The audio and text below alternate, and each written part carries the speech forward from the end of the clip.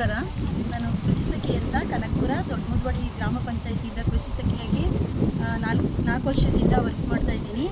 ಇದು KVKಯಲ್ಲಿ ತುಂಬ ಔಷಧೀಯ ಸಸ್ಯಗಳ ಗುಣಗಳ ಬಗ್ಗೆ ಡಾಕ್ಟರ್ ಮಾದೇವ್ ಸರ್ ಅವರು ತುಂಬ ಮಾಹಿತಿಯನ್ನು ನೀಡಿದರು.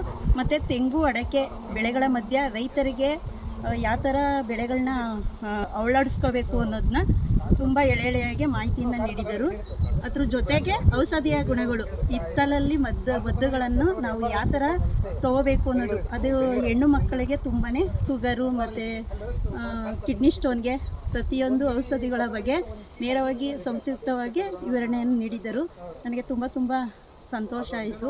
ಮತ್ತು ಇಲ್ಲಿ KVKಯಲ್ಲಿ ಸಸ್ಯಗಳ ಬಗ್ಗೆನೇ ಒಂದು ಕ್ಲಾಸಸ್ನ ತೋರಿಸಿಕೆ ಬಗೆಗೆ ಅದು ಗಿಡನ ಅಲ್ಲೇ ತೋರಿಸಿ ಹೇಳಿದರು ಮತ್ತು ಮಾಹಿತಿ ನೀಡಿದರು. ತುಂಬ ಚೆನ್ನಾಗಿ ಮಾದೇವ್ ಸರು ಮತ್ತು ಅವರು ತುಂಬ ಮಾಹಿತಿ ನೀಡಿದರು.